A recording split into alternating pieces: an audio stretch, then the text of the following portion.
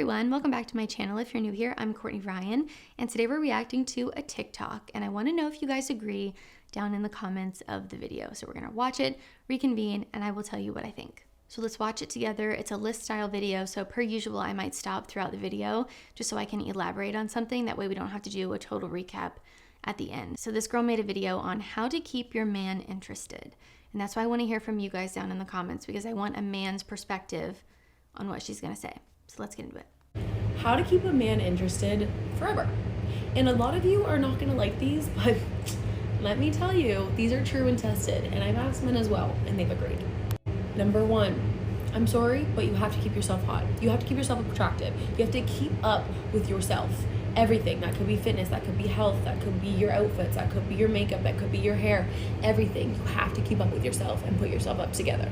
The first thing a man notices when he sees you is your appearance. It sucks, but it's true. So just take care of yourself. Yeah, you got it. Keep yourself hot. Fitness, health, makeup, she said it all. Take care of yourself, really, is the moral of the story here. I cannot possibly fathom how that is a controversial thing to say, or that women are getting mad when you tell them, yeah, you need to take care of yourself. I would say the same thing to men. You need to take care of yourself.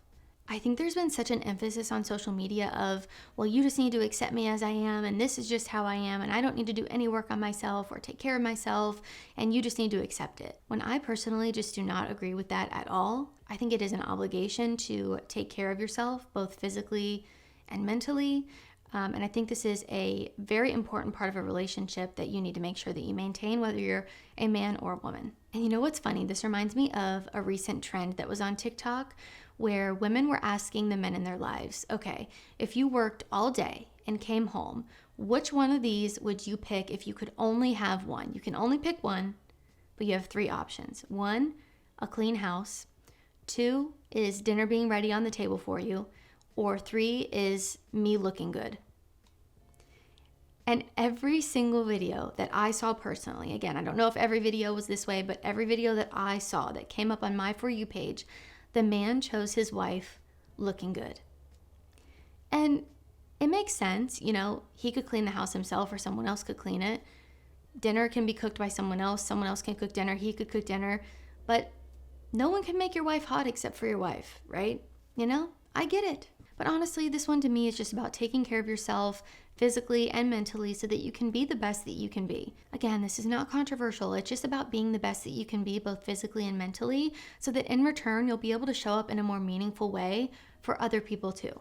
You know, the better you are, the better you'll be for the people around you. I have said so many times, when I am healthier, both physically and mentally, I'm a better wife, I'm a better friend, I'm a better daughter, I'm a better everything, because I'm ultimately a better me. This is going to improve your confidence. It's going to help build self-discipline. I think it's so important to not just let yourself go because you're in a long-term relationship or a marriage. This is such a common mistake that I see way too many women and men make. You shouldn't just let yourself go because you're in a comfortable, happy, healthy relationship. Like, you got to keep up with yourself. You got to take care of yourself. You have one body. It's the only body that you're going to have for the rest of your life. So again, I just cannot fathom why people get so upset about this when you say, you know, you need to take care of yourself. Number two, do not take his shit. Do not let him walk all over you. They respect the freaking crap out of you if you do not let them walk all over you. If you let them walk all over you once, they will continue to do it more and more and more, and they will get away with it. So don't take his crap. Don't let him walk all over you. I think generally speaking, for both men and women, people respect you more when you respect yourself. I think this really just comes down to having boundaries and respecting yourself enough to only surround yourself with people who respect you too. What you allow is what will continue. And obviously, if you're a man watching, I think this is true too. If you're in a relationship and a woman is constantly disrespecting you or talking to other guys or being hot and cold with you, playing games, just ultimately not respecting you, and you continue to just let her treat you that way, it shows me that you don't respect yourself. And people lose respect for you when you don't even respect yourself. How can other people respect you if you don't even respect yourself, right? One thing I also want to mention that applies both to men and women is that you can do everything right or by the book or just be a really wonderful partner. And unfortunately, that doesn't mean that someone will stay interested or that it's going to work out long term. You know, I just want to say that really quickly before we continue on with the rest of the list, because I think it's an important thing to note here. Choose a significant other wisely based on aligned values, good character, and compatibility on the fundamental things that actually matter. What you shouldn't do is choose someone based on exceptionally poor criteria and then do all the things on this list and expect someone to want to be with you forever or expect it to go well. Choose wisely, don't let people treat you like crap, and remember, what you allow is what will continue. And remember that the person you choose to be with is ultimately a reflection of you and your emotional development. And number 3, this kind of bounces off number 2, but let him know that if he screws up or he messes up or he does something, he cheats on you, whatever that may be, you will walk away and you're okay to walk away. She said, let him know that if he screws up, you will walk away or you're okay to walk away. I don't know if this is something you need to bring up in the beginning or say to them, just so you know, if you cheat on me, I'm walking away. I think actions speak louder than words in this case, and you don't really need to say that. You just need your actions to reflect your values, right? But I do think when you have confidence in yourself and you know what you want out of a relationship and what your values are, you shouldn't be with someone who doesn't align with you on those things or accept poor treatment from someone that doesn't reflect how you feel about yourself. Now, what I do think it's important to communicate in the beginning of a relationship are what your values are, what your expectations are, and to be willing to walk away if that other person doesn't align with those. It's not about threatening them or giving ultimatums, but it's about making sure that your actions reflect your values. I think once again, it's about having respect for yourself. But again, what you allow is what will continue. If a man knows he can just talk to other girls or be an absolute F-boy and you'll stay with him no matter how many times he does it, it signals that you don't respect yourself. And why are you accepting that treatment from someone? Well, usually it points back to our attachment styles and childhood traumas, or being sort of addicted to chaos and thinking that's what love looks like. The reasons behind this can be incredibly complex.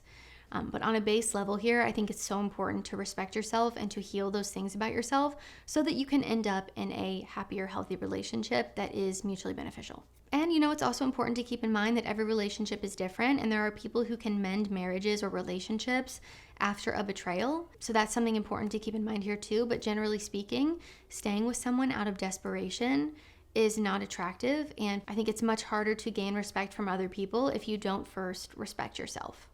Number 4, support him and be his rock. Show him that you will support everything he does and you will stand behind him. Show him that no one believes in him more than you do. Yeah, she said, be his rock, be supportive. This one is so important. I think one of the best feelings in the world, one of the most comforting feelings in the world is your significant other being supportive. And sometimes, let us note here, that being supportive means holding you accountable. It means calling you out. It means challenging you. Being supportive is not just going along with everything you say, being a yes man or a yes woman in this case. Sometimes being supportive means holding someone accountable. And I think the relationships that do that are stronger because of it. But I think most men would agree on this one. I've even had discussions with my husband before about this, and one thing he always expresses to me is how appreciative he has always been of my support. And this can look different depending on the situation. Sometimes it's a hug. Sometimes it's offering comfort. Sometimes it's offering different perspective. Sometimes it's calling each other out on things that you need to work on. But yeah, I absolutely agree, and I think that most men would agree here as well. You guys can let me know down in the comments per usual. And last but not least, create a little bit of absence every now and then. You need to miss each other. He needs to miss you at some point, even a little bit. Miss your attention, miss your face, miss you. And then you have him locked for a lifetime. A little bit of absence. She's saying you need to miss each other. Miss your attention, miss your face, just miss you in general. And I want to be clear on this one. This is not about playing mind games or being hot and cold. It's not about ghosting for a week and being desperate for them to text you back or being inconsistent. I just want to make it clear that this is not about being manipulative or playing games or anything like that. And I can tell she didn't mean it that way.